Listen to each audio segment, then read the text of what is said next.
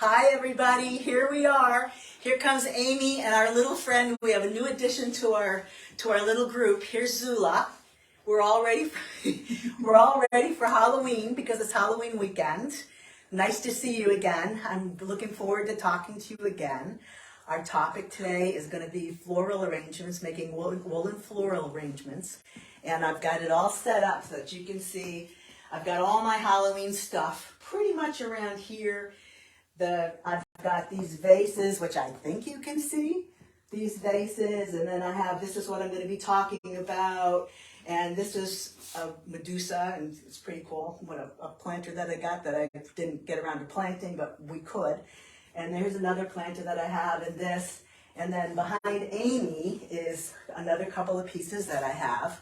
So I thought while we waited to have a few more people come in, because it is 9 o'clock, on a Saturday morning EST, we would talk a little bit before we started to really film and talk more about what we're going to do today. But I wonder where Mark is.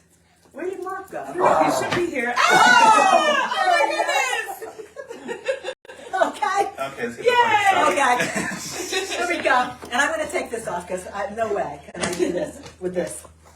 So, I don't know if I introduced myself. I don't know if I introduced Amy. I'm Gail Dufresne. I'm the education chair. I know a lot of you. And actually, I have to tell you, since the last live presentation, I've been several places, like the Biennial in Kansas, and was in Lancaster, and then this week I was in Massachusetts. And I thank so many of you for watching, because a lot of people said they have been watching our videos. We're doing these for ATHA, which is the Association of Traditional Hooking Artists. And I'm going to be talking about this program, about these arrangements. I have actually written an article for our magazine, which is where, Amy? Do you have the magazine? Oh, here we go. I can do it because she's got Zula, so I'm going to hold it. So the article that I'm going to talk about, it's called Vase of Prodded Flowers and Leaves. That's my topic. It was written in 2016, but our librarian has put this up on the website, so you can see it on the website if you want to see it after I talk. I'm going to talk about it. It's a pretty good article, if I do say so myself. It's 4 pages, and I actually have a lot of the samples that I put in here that I'm going to show you today. But also, before we start, get too carried away, it was in this. This is our magazine. And this is the Association of Traditional Hooking Artists magazine. This comes out 6 times a year. Yes, this is usually Amy's job. Sorry. So this is $32 in the U.S. or $34 Canadian, which is such a deal. You want to do that? Such a deal, because it's jam-packed with pictures of rugs, and it's jam-packed of instructional articles, which is what the one that I did here, the one I'm going to talk about here, is it's just a real lot of information. I mean, you look at rugs, there are pictures of rugs, and then there might be an instructional about that particular rug that shows you how the techniques were done. Our editor, Cheryl Ballenbach, is always ready to take your articles if you want to write articles, and the more articles, the better. We would love your articles. So that's what ATHA is about. Let's get that started. And I love questions. I'm not sure we're going to be able to take questions because it seems to be a little difficult to get them as they're coming in, but you ask them, and if we can, Mark will stop and answer them or give them to me. He won't answer them, but he'll give them to me. If I don't get to them, if we don't get it into this, I will go through after I'm done and I'll respond to all the questions, which I usually do. Okay? So, Vases of Prodded Flowers. This was written in 2016, so I've been doing this for quite a while. I love 3D work. I started as a fine hooker, but I have so many rugs that I've made for the floors, for the walls, everywhere, that I started going off into making things that weren't necessarily rugs, that were more into expressing myself artistically. And I love 3D stuff. I like stuff that has more of a texture. So this is actually one of the first vases I did. So I bought this fabulous vase when I was up in Chautauqua, and I thought how cool it would be if I made a decoration. I made a floral decoration for it. I was, by the way, a professional gardener. So I love flowers both in the garden and live, and I used to buy a lot of, actually I still do buy a lot of floral arrangements. But I have a lot of these, and they just, you'd be like, I have this one in my living room, it just stays there all the time. And FYI, we can talk about it if we have time, which I don't know how long we're going to talk, so we'll see, but I made this little mat to put it on there. So this little grass mat, I made a spot for it to go on. This is kind of prodded, and then I put the vase on there, and I have a little flower there. So that was one of the first ones I made. Then I have this one. There we go. Okay. This one I just bought. I love Home Goods. You can get vases there for really inexpensive that are really cool, and I think they always have, or they usually have, stuff from different countries. Like I believe this is from Indonesia, and I didn't pay that much for it. It was actually even on sale. And then I bought, so I did this one. I have this arrangement. I have this little crow. I did not make this adorable crow. I think Trisha Travis may have. She's out there somewhere, so she'd know. But somewhere I got that crow. I don't know where, but I love that crow. And then here's my Halloween. I just made this one specifically for Halloween.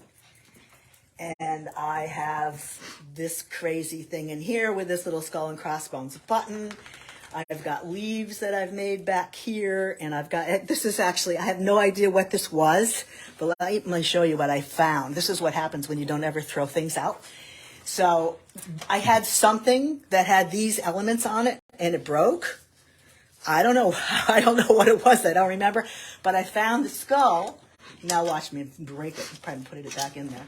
I found the skull, and I found the hand, and voila, it makes a very cool little arrangement. So you're only limited by your creativity as to what you can do. And what I'm going to tell you are basic techniques that I started with to make these flowers, and then you can take it from there. And you don't need to know how to draw because, let's see, I'm never going to find, yes I am. So this is actually the same darn thing that's in the magazine. All you need to make these flowers is a circle within a circle. Let's see if I can find something better for you. Okay, here is my flower. This is all it is. It's a circle, and this one I actually did intentionally, freehand. It's a circle, and then I hook a line 1/2 inch outside that circle. I'm not a perfectionist. You might be a perfectionist. You might make it more even than this, but I just whipped this up this morning to show you, and I want to make you feel comfortable that you can do this. There's no big crazy skills to do this. So this is the flower design. That's all you need to do. And I'm going to show you how to do leaves, and I've done a ton of them in velvet and not velvet. This is the leaf design, and those are the only designs I have. Can you see that?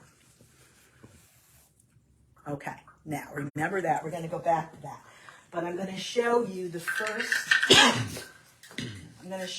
first technique, which is how I made the centers. Not all the centers, but most of the centers are standing wool circles. That's a standing wool circle. That's a standing wool circle. This one here is a great one. This is what I'm going to show you. This is a standing wool circle. Standing wool circle means the same thing as quillies, or some people call them whirligigs. And I think a lot of you know them as quillies because they're made out of paper. It was a paper art. And oh, this is one I just made this morning. So what I love to do is I love to use selvages.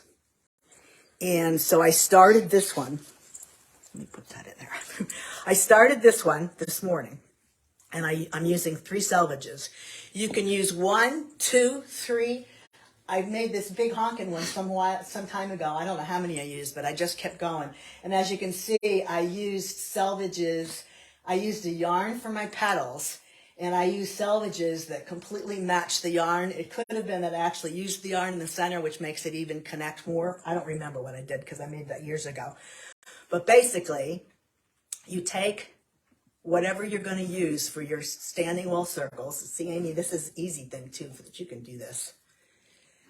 we could have Amy do it. Amy, make believe Amy's you, if you've never done this before. This is what you're going to work with, but what you're going to do is you're going to roll this up. So she's going to roll this up. See how I've rolled this? Just roll this with your hands. Let's see how this works. Like that. Yeah, yeah. Yeah. And then you can get in there to get it tighter. Yeah. You can just go like this here. It's like this. This is all you do. You just roll it up. Okay. Oh, okay. Okay. To flatten it out. Yeah. And this is just to show you how to do it. We're going to flip it and go from there. I just want to show you how easy it is and what she's doing. Okay, now she flips it the other side. That way. Oh, I see. See how cool that is? I was wrong. She was doing it right, and I had her do it wrong. This is the cool side because you've got this really scalloped edge on the wool. And so it's just a really cool look. So if you have selvages, I have a gazillion of them because I dye a lot of wool and I pull the selvages off before I dye the wool. So this is a perfect thing to do with your selvages. So now I'm going to do it. You roll up the rest of it. This is how you make a flower. You're going to find out how to make a flower today. So you can go either way. Isn't that cool? That's cool. That's cool. So either way is cool. So I'm going to have Amy sew it. So we'll do this. Yeah, now I've got her worried because she's going to sew. I'm going to start it. But this is how easy it is. I have no sewing skills, by the way, so don't think you need to sew how to do any of this. No sewing skills whatsoever. But I'm going to take a needle. Now, this is a 3-inch doll needle. I love these. And I guess if you wanted to make dolls, you'd use these needles. I have never made a doll, but I bought these needles, and they're huge. And I also use, by the way, I use wax thread. Now, this is sort of a plug for me, but I'm not really plugging myself. I just want to tell you that anything I'm talking about, I sell. I don't think I'm going to be mentioning any of our advertisers today except Old Tattered Flag because we're going to use the Sizzix again. But I can tell you where to get all this stuff or I get it. And you can just contact me if you want to find out where to get this stuff. But wax thread comes in a package and it's just the best stuff and it can't break. So what you're going to do is just go through this. So at the end, what did you put? Just a knot? I put a knot in. You don't have to because you don't. This wax thread is so strong you don't have to double it. But I did so that I could sit them here because there was no way I was going to thread on screen. So I have like 3 of these going, and I put a knot in it so it wouldn't fall out of the needle. So you can knot or not knot. Okay, Amy. So now what you're going to do is just go back and forth. So actually through. Because you want to get that roll to stay rolled. Very nice. Yeah. And I don't know what it is about this. I could make these for days and have made these for days on end. There's just something really therapeutic about it. I also love to get the selvages or get whatever I'm making and make the combinations. It's just make it fun to make all the different combinations. And as you can see, I mean, I've done a lot of these. I have tender hands. Yeah, while she's doing, I mean, I have tons of these, and I've been making Halloween ones. So I've got this guy, and I've got this guy, and I just love to do these. Here's a big, great center that I did. Oh, yeah. Okay, Em, you're good. That's good. Okay, so she's going to keep doing that, and she's going to do it more because it needs to be sewn a lot. So now what I've done, see, this is what I've done. I figured out how to demonstrate this, I think. So now I have this stage. So this one has been done. I did another little cute thing on here. I can show you how to make these from the Sizzix. The Sizzix machine is from Old Tattered Flag. We will have their link. If this is going to be on YouTube, and they'll have the link to Old Tattered Flag. And you can get the Sizzix machine. It's a really cool machine, and they have these different dyes. This guy? And I've got the 3 that they've got. They have 2 for prodding on different sized proddings, and they have this one for this little fringy thing. And we're going to show you. We're actually going to do that, Amy, after I show them how to. This guy. This is the Sizzix. I showed that before, but you may not have seen that. The first presentation I did was on proddy, so I showed some of this before, but I definitely want to show it again because you may not have seen that.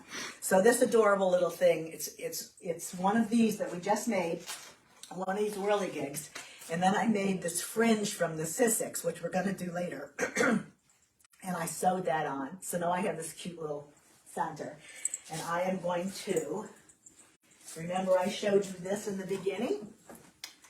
I'm going to take my center, and I hooked this beforehand, and I'm going to take my thread. Oops, it became, see that what I've done? I got it all set up. That came unthread, but I got another one because I did not want to thread. Takes me a while these days to thread a needle. So I'm going to take this whirligig, quilly, whatever.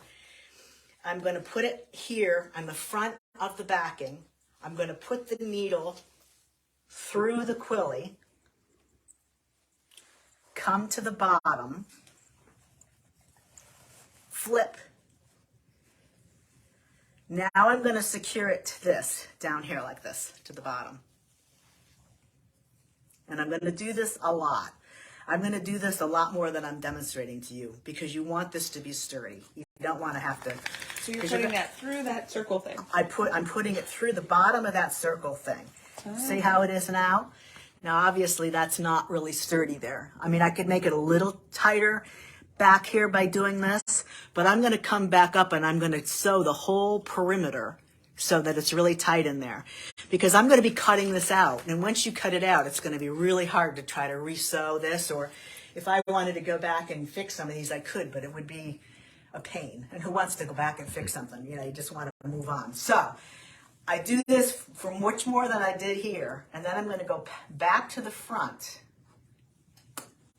and I'm going to sew it around the perimeter. Are we seeing any questions yet? No, not yet.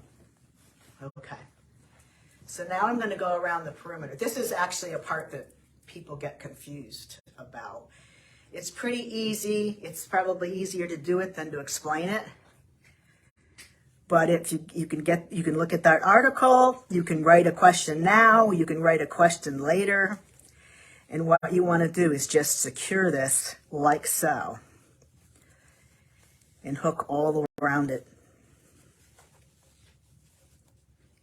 And again, this wax thread is fabulous to do this. Okay, once you finish doing that, you just go back down, come to the back, and go through, and take your needle out, and then you're done. There's your center. Cute, right? So, once you do that, you can do different things. Like I often like to hide this little center in here. I mean, it's not bad looking, but it looks really cool if you put a button in there, or if you just put a little bit of wool in it, like this one. Oh, this one has a bead in there, just to put a little bit more in there. So that's how you make the standing wool circle. Okay, so now. Oh, here's some good ones with buttons.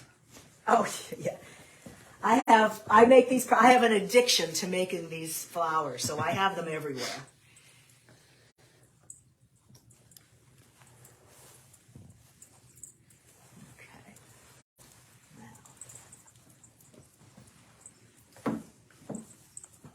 Okay, moving on. Okay, let me just go to the one that I made. Okay, now I'm going to prod. I talked to you before about prodding.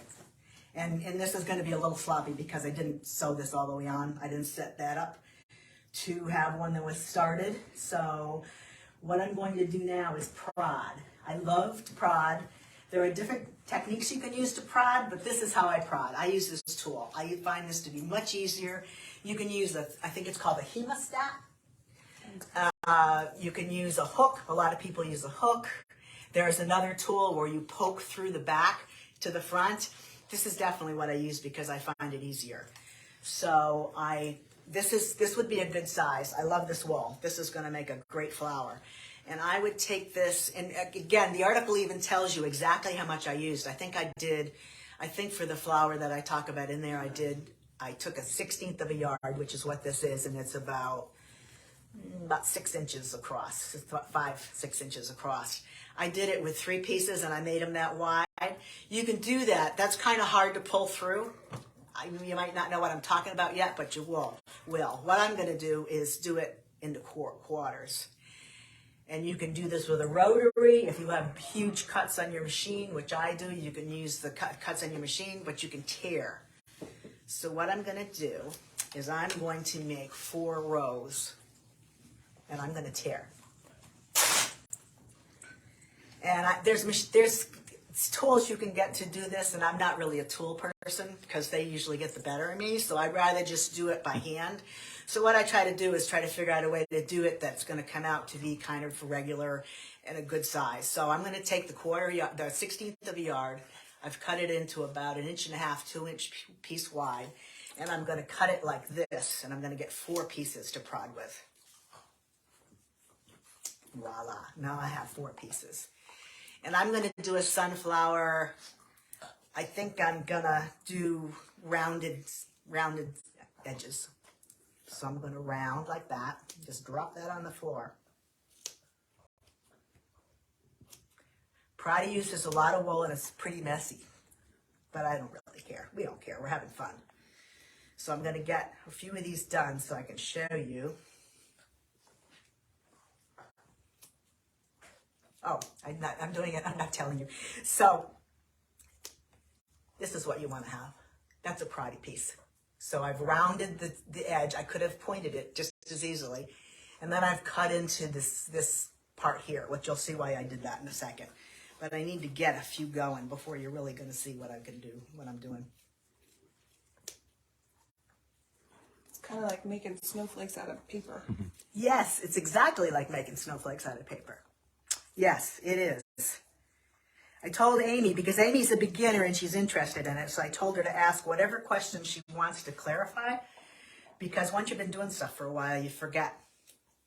You forget stuff that you need to know when you're new to do these things. Okay, now I've got 4 of these, and this is all just dropping that on the floor. And I'm going to take, I get to take, first I've hooked this. When I hooked the outer circle, that's 1/2 inch out from the center circle where the quilly's going to go, I had that on the frame and I hooked it. Another thing I love about prodding is you don't have to use a frame. You get to work on your lap. And I really like to work on my lap. So now I'm going to take this tool. This is the action right here. So I'm going to take this tool and assume this is sewn all the way through. I didn't sew it all the way on. I'm going to go through a hole. Go over some threads. This is the action right here. You got to get this on the other side of the hole. And then you're going to take this and you're going to pull it through like so. Another hint. This is heavy wool. And this might be a weird flower because the petals, or maybe not. Maybe we're going to like this. Because it's just all creative. It's just a lot of times when I'm demonstrating things, I finish up things that I like because I like the way it looks. For instance, this is a segue. But I was teaching this fish, this subtle fish, in Florida, and I was showing them how to prod on the demo. And the demo was this crazy wool out here to show them how prodding can be a great border. I probably talked about this on the first live presentation. And then I looked down and I liked it so much that I did the whole border with the proddy. And so that's what can happen when you're doing these things, is you get different ideas as to what to do. Now don't tell me I've lost all my petals. No. I have. Live is interesting. So, okay, remember, I've put one in. Now I'm going to go over, I'm in my little valley here. I'm going to go over 2 or 3 threads and come back up into the thread that I started with. And I'm going to take this piece and I'm going to pull this through again, right up to where I made that notch. Okay. Actually, this could be really cute. Go over 2 or 3 threads. Come back into that hole you made on the last one. It's actually the second hole you're going through. This is the first hole. This is the second hole. So then when you go to the next one, you put your piece in and you go back your first piece goes through that second piece, if that makes any sense at all. Okay? This is what you're getting. See how cute? Nice. Okay, I'll do one more. So everything's done through the face border, the face front. You don't go to the, you don't flip it over at all. No, not when you're using this tool. Great question. If you're using another tool, there's one where you're actually working on the back and you poke it through. I am not a, I don't do punch needle, but I think it's like punch needle. It is and it isn't. With punch needle, you use a tool that you work from the back. There's a prodding tool, a poker tool that I didn't take out because this isn't really a proddy demonstration, but you would work from the back. So it depends on what you're doing. And again, I go into this in more detail in the magazine. So I'll talk into those different kinds of, different ways of doing it. Okay, so there's my proddy flower. The center, I'm prodded. I also did this little thing with the, why don't we show them how to, I'm going to show you how to make this fringed piece now. So, let's see if this will work. We take, I think it'll be better on that table. Hang on, Mark, can you do this? Here's what you have to do with the prod. He's coming over. I'm here, he's coming. So, if you could zero right in on these dies so they can see the indentations. This is one of the proddy dies. And I demonstrated that before. And that'll get you, hang on, keep showing them that. There's different patterns in there. There's different patterns in there, exactly. And before this, to set up to show you stuff, I actually ran some through. These are prodded. This were cut out for me by this tool. Cool, right? So then these are the pieces that I would have worked into my flower. Like that big. And I would show you, but I can't, I think I might have left it in the house. What I want to show you, and Amy's probably going to do it, there's two proddy dies. One has smaller pieces. This is probably like a 3-inch piece. And this is probably like a 6-inch piece. Okay, the one that I didn't show before was... Sorry. was for fringing. That's Zula speaking to us. For the fringe, we're going to put these plastic plates on either side of the die. And I put one in the die. I think this is going to be a lot easier. Okay, Amy. Let's see. Amy's going to go put it through. Here you go.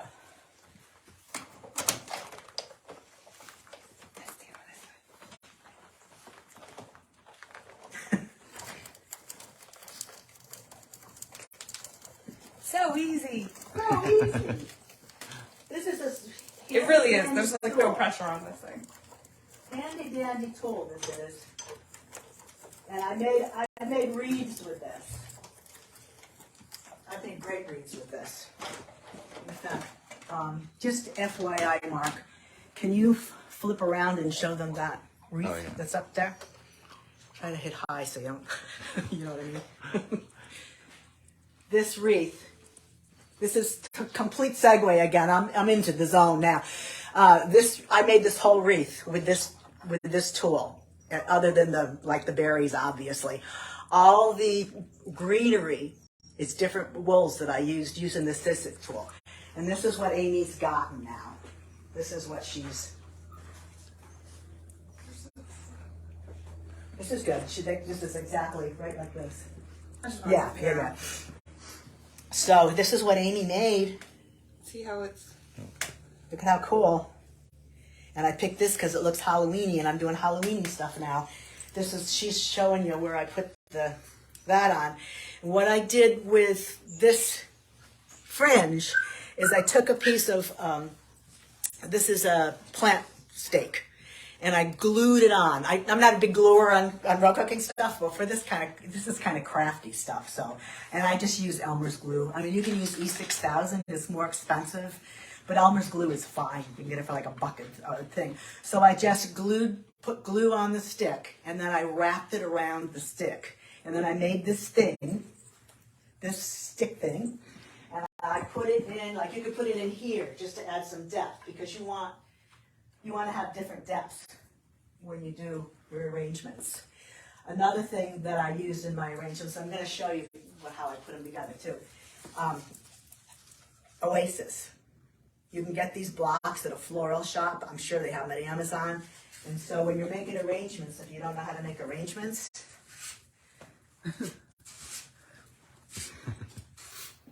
wow. So this is something I didn't know about this stuff until I started this, and this stuff is great. So rather than just putting them in the jar, in the vase, you can use Oasis. You can use Oasis, and dried Oasis to set your arrangements. By the way, it disintegrates when it's wet. I found that out because I tried to use an old piece of Oasis and it just fell apart. Oh gosh. Okay, now what you're going to do with the flower that you made, and I've got several of them here. Here's one that I made, and again, it's my Halloween theme. It's Halloweeny. I am going to cut this out. And if you want to, you can use fray check or glue to glue before you even do this. I'm not going to do that just because I'm not going to do that. So let me cut it out. I'm going to say that again because you want to secure this. But I'm going to cut this right off. Do you see any questions coming through? Nope. Okay. We're good. Oh, there's somebody out there. Got 27 people. Okay. Okay, so I've cut this off, and I want to secure this. I don't really have to use the fray check. I can just use glue on this now. I'm going to glue this whole area, and then I can take. You can use the branch. You can use any number of things as a here.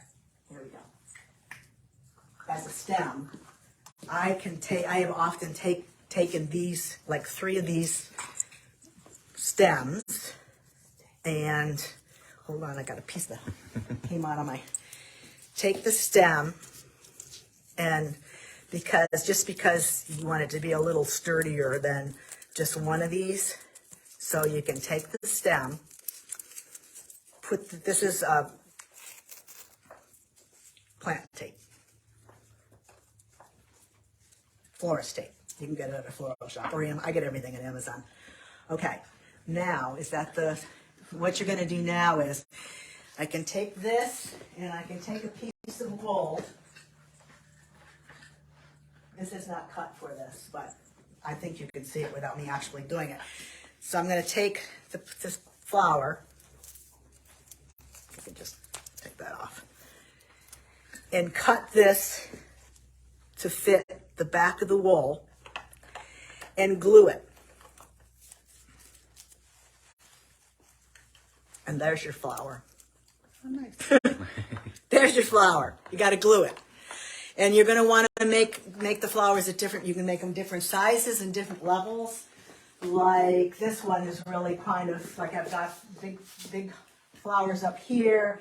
I've got this adorable little crow that I'm not exactly sure where I got. I have this little flower that I made that's quite different from the other flowers. Here I made a small quilly center. I put a button on it. I just hooked some 3 cuts and made them high, like around the center of the flower, and then I just made huge petals. And then I have different sizes of these. You can just break these in half, break them in thirds, any size you want, and then stick them into. You've got Oasis in there, and it'll just stick. There should be Oasis in there. So that's how I did that. That's all there is to the flower. Then it's just in the creativity, like I talked about trapunto, I think one of the last times we talked. This is a stuffed center, so basically rather than doing a quilly on my pattern that I had the circle and then I had the 1/2 inch around that circle, on the inner circle, I sewed a piece of wool 3/4 of the way around, and then I stuffed it. So now I have a stuffed center. And you could embroider on that. You could do whatever you want to do on that. In addition to the flowers, I did petals. And these are really fun. So I'm leaves. I have mirror images of the leaves, and then I glued them together exactly like I was telling you before. But on this one, I glued, it looks like patternay and yarn on a stick, because I like sticks. Sticks are exactly the right size. So if you want to go outside, you can pick up a stick and just use a stick. You can break it anytime you want. And then I'll glue it together, wait till it sets, and then I will sew or glue some kind of decorative yarn around it. What you got, Amy? I was just doing the. Oh yeah, so this is one I just made. I haven't put together yet. I will put these together. I will use that as one because the flowers would look kind of weird if I had a back on it, although I could do it. There really isn't any reason why I couldn't. You could just have two flowers together. Maybe it wouldn't look weird. But I have it so that the leaf is, either side of it is covered. She could put some curves into it following the sticks. Yeah. So then you can do, like you can have them sitting out there on a table and you can say, okay, I'm going to make an arrangement. How am I going to want it? So that's probably what I did. So I took that one that's curved and I set it into, I maybe had it up here and thought, oh, what if I put it into the vase and I would want a flower to go out on that part of the vase. I'm not a professional flower arranger by any stretch of the imagination, but you can do some pretty amazing things. And I don't know if I ever finished my thought about the one we did on the Sizzix, because that can just be a different dimension, a different size for your arrangement. And I mean, that's really all there is to it. I mean, I have a gazillion different ways that I've done it. Here's one with my favorite wool that I've done a whirligig. I did a green and I rolled that up into a ball, and then I did another wool. That's one wool with just fabulous wool, and I rolled that in around the green. I put a button on it. Then I hooked in that well before I started. I didn't prod this one at all. So first I did number 3 around the whirligig, quilly, etc. And then I did all these 3s and I just didn't cut them. So then I got this flower. So I have plenty of flowers to make another arrangement. I was going to make one on this, but I never got around to it. But I have all the stuff to do it. I probably still will. I might do it later today. So basically, I think that's it. No questions? No. Not yet. No questions. Okay. Well, I hope you enjoyed it. Let me just show you, like in the handout, there's the vase that I showed you first. There is the one I showed you. Now I've done all the leaves on that. And then it shows you exactly how to make a quilly. This shows you the wool that I used and the results. Here's my hands. I look like a vampire. I can't even believe how my hands look in there. But I show you prodding, and then it looks like I put yarn on this twig. I used to use twigs a lot rather than the the floral sticks. And here is a cutout leaf. You're going to do the same thing. Always remember, you got to glue it at the edges or it's going to fray. So make sure you glue around the edge or fray check or something. Here's the side where I've put some yarn on. Here's different yarns you can use. And here is another. Actually, I thought that was Halloween-y looking, so I just bought this vase. And I took all the flowers out of this vase and put it into that vase. So I still use this. I have these all over the house. So that's how you make a floral arrangement. So for our latecomers, how do you get that? Is that in the magazine? Oh yeah, it's in the magazine, but this is from 2016. So if you don't go back that far, you could go onto the website and get it, because Jill Hurd, our librarian, has put it up onto the website. Or you can just contact me. I actually have this up on I still have the article that I wrote, but I don't know if I'd have the pictures in it. So get it from the magazine. If you can't find it on the website, then contact me. There's the magazine. Then contact me and I'll get it for you. It's a pretty good handout, pretty clear, like 4 pages. And can you create different floral looks cutting the petals differently? Yes, yeah, like this one is different than I don't know when you came in that's asking the question. This one is different than what I demonstrated. This guy's a little Where was the different. one? He's a Yeah, more what was the square. one I was just looking at? The little spidery one. Here's a little spidery one. That's not prodded. This is not even prodded. This is prodded, but it's just different. You are only limited, again, by your imagination. I probably have done more than these. This one is not prodded. It might look prodded, but this is just some crazy yarn that I found that it's just falling apart. But I love the look of it. Like this is a yarn that's just completely falling apart.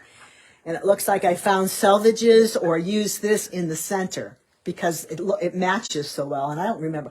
Oh, this is some piece of roving that I put around. That was clever. So I did that sometime. And again, I mentioned that I like to put little bits in that hole. For some reason, that hole bothers me, so I oftentimes cover it with something.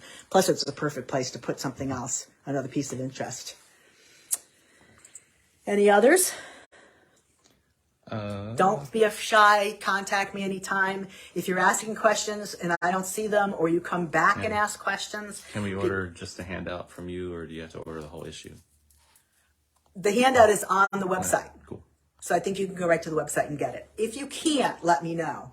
I have a feeling, I have not discussed this with our webmaster, but she's the one that will put this onto YouTube. So you can go back and you can watch this forever and ever, because I don't think YouTube stuff ever goes away. I don't even know if this goes away, but if you didn't see this live, and I think most people haven't, because we're getting about 5,000 hits. You can get the information again. You can play this back. And if you go to YouTube, she will now have a link to the Old Tattered Flag so that you can get more information on the Sizzix. And she will have maybe even the article right there. I don't know. It depends on what she can do. But yeah, you do not have to get the whole issue. They won't have the issue. It's from 2016. I'm sure there's no issues. And Trish wants to know about the boo bucket behind you. The boo bucket? Who does? Trish Barrett. That's Trish Barrett, right? Hi, Trish. This great thing, Trish, home goods, where else? So I got it for $11.99. I did not make it. It might be Trisha Travis that asking this. Someone was saying to me, this would be so easy to hook, you guys. Look at this. But here's the thing. I got it for $11.99. It would take you a week to make this boo bag, but look at how easy it is and how, there's another segue. Look at how easy this would be to make. You could just use your backing, get your linen, set up the boo, just hook it. This is mostly vertical. You could do it horizontally if you wanted to. It would be easier. And then just put it together. It's just a fabulous little basket. And I used it for velvet. These are my velvet scarves that I dye. I just vended in Sturbridge Village area, and I just vended that. But this would be so easy to make, but it's like, make it for a week or buy it for $11.99. Let me see. I bought it. So go to Home Goods, and you probably won't be there anymore. But I know if it's Trish Barrett, she loves Home Goods. So. And do you have a candy corn piece? Yes. Yes. This is not my pattern. This is Jenny Rupp. Jenny Rupp is no longer in row cooking. Jenny Rupp is one of my favorite people, and she had the coolest designs. And she made all these, I think they're 6 by 24 inch patterns. I've done several of them. I should have brought them more in. I'm going to tell you what I have, and then you're going to wish I brought them in. There's a bat. There's a witch with a long hand of a witch. She had this whole series. I think Allie Strebel, who probably is one of our advertisers, Allie Strebel may have the rights to these designs, but I love Jenny Rupp and I loved her designs. So this is one of the ones that I did. And the candy corn is sculpted. And then I had somebody make this thing. Any tips for cutting petals with the Sizzix? Do you want to, let's do it. So they don't have a Sizzix. They don't have a Sizzix. Like I did, like I showed you. Are you new? Are you just coming in? Snowflakes. Oh, okay. Snowflake style. Snowflakes? Like snowflakes? Like paper snowflakes. Oh yeah, they don't want snowflakes. You just say cut it like that. You fold it in. Yeah. I did this in the beginning. I'll do it again. So you do this. I won't be able to find the scissors, however. What? So this was an easy way to do it. You could use a rotary cutter. I have to tell you, I don't love using a rotary cutter. It's a cheap way to do it, but you can just tear it. Again, I'm going to say it. You can use heavy wool. Heavy wool works well. This is coat weight. So if you have coat weight wool that you can't hook with because it's too heavy, this is the perfect thing to do with coat weight wool. So I had a piece that was a 1/16 of a yard, so it was about 16 inches long, and this is about 1.5 inches wide. And then I do this, and I don't use one of those tools. You can get these wrapping tools. There's all kinds of tools. You don't really need them, but if you want to buy them, go ahead. But so now this is the perfect size. This is what I was working on before, and a lot of my petals will have this because this is kind of my standard size. And then say this time I decide,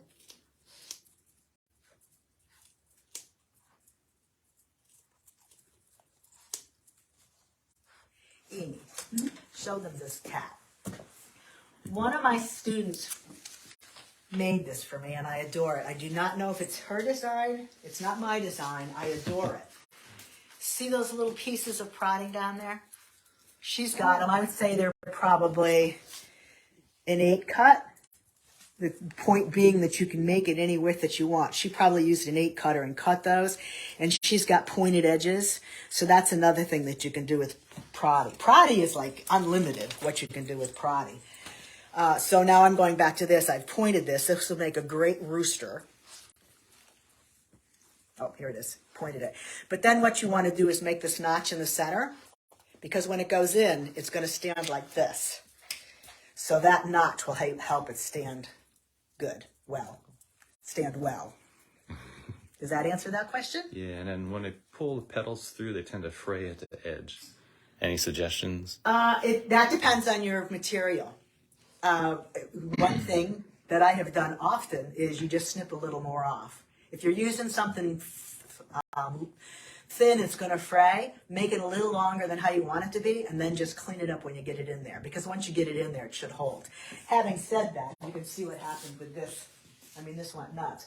But like this wool, this is a very heavy wool. Heavy wool won't fray on you. That's another reason to use heavy wool. And a lot of us that started out, we went to thrift stores and we bought coats and stuff, and it's too heavy to hook with. Save it, because it dies like a dream and you can use it to prod. And there's no way, this is coat weight, there's no way this is going to fray. But if it does, just clean it up. I don't know if I have any that fray, but I would just snip it. This one probably frayed. But you know what? Who cares? Because look how cool it is. Yeah. That's the other thing. If it frays a little bit, flowers aren't perfect. Nothing's perfect. So unless you're a perfectionist, and I apologize for that for you because I'm totally not a perfectionist, you can just let it stay frayed. And then in this leaf, I put a little ladybug on. I used a really cool yarn, and I put a little ladybug on my leaf. And but that's another thing you can use. This is a project you totally don't have to buy much of anything. I used hangers. I took wire cutters and I cut hangers apart, and I used hangers. So, and to make this cooler, here, Mark, show them. These are just little things I got from some arrangement I had, these little pebbles. I threw those in there because it's Halloween, right? So I got black pebbles in there. So I knew that was going to happen. So, anything else? I think that is it. Okay. Well, that was fun. It's probably obvious that this is something I really like to do. And it's just fun. There's no drama with this. You just have fun. And it's seasonal. There's all It's the different seasonal. decorations. Yeah, like the wreath that Mark showed you before. That's a wonderful Christmas decoration that I made. It was so fun to do that. I used the Sizzix, and I think I used hangers for that. So I just took hangers and cut them with wire cutters. And then I just wrapped them around. They were all about that big, and I got a wreath, like a grapevine wreath, and I just stuck them on the wreath. And then I found pine cones and berries and stuff at a Christmas shop and made a Christmas wreath. And it lasts all year, and I don't have to buy another one every year. So I save money. Yeah, right. Like you never save money when you're rug hooking, do you? But anyways, it's just great to think about. If you've been hooking for a long time and you're kind of getting bored with hooking, or if you're new and you don't think you want to hook a rug for the floor, there's all kinds of things you can do if you learn the technique of rug hooking. Oh, It's a cool little pillow. I bet you this is also, this got to be Jenny Rupp's design. Jenny Rupp and I were on the same wavelength. So this is her design. And the funny thing, she was a primitive. She did things very primitively, but very, very, very funky. And of course, I am not really, I don't think you would call this a primitive rendition, but I love this. This is one of my favorite pieces. And definitely, this is a Jenny Rupp. The hats are going to fall off when you pick it up. This is Frankenwine. Yeah. So that is definitely Jenny Rupp. She looks like you. It's a self-portrait. She had paper patterns that were the bomb, and I think in that paper pattern set, I probably have one for sale.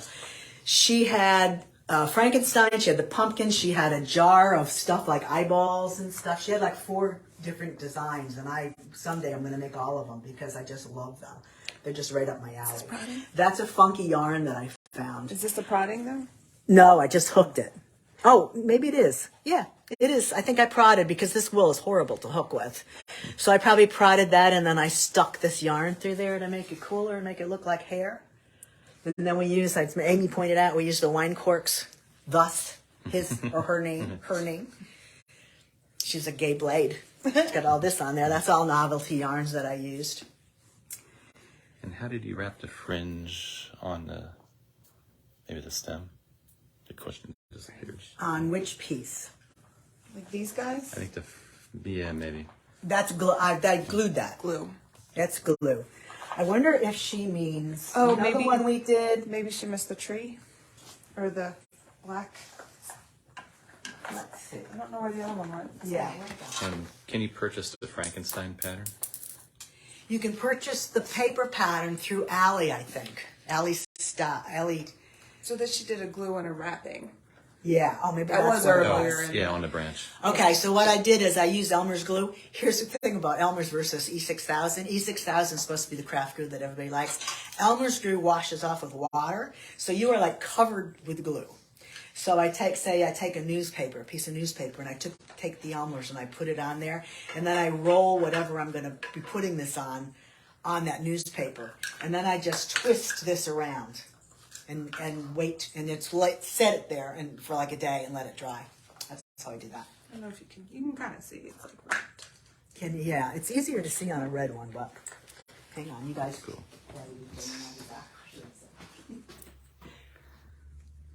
Here, just to show you, because this really is a fun thing that you can have fun with this time of year.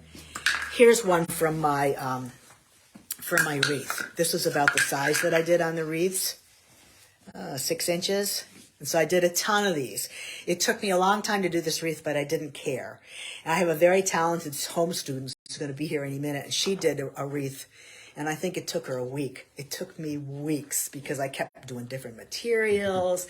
I had all kinds of different materials in that wreath, and it was interesting. True from confession, I was going to teach this at the biennial this year, and the class didn't fill, which was a shame because it was going to be really fun and pretty educational because you can do all kinds of stuff with this.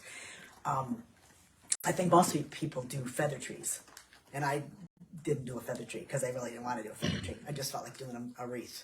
So that class didn't go. If you ever want a class in that, it could be, or maybe I'll demo it at the Punta Gorda Hooking in Florida where I'll be, and I can show you all how to demo all how to do this, because this fringing is unlimited. You're only limited by your imagination. Anything else?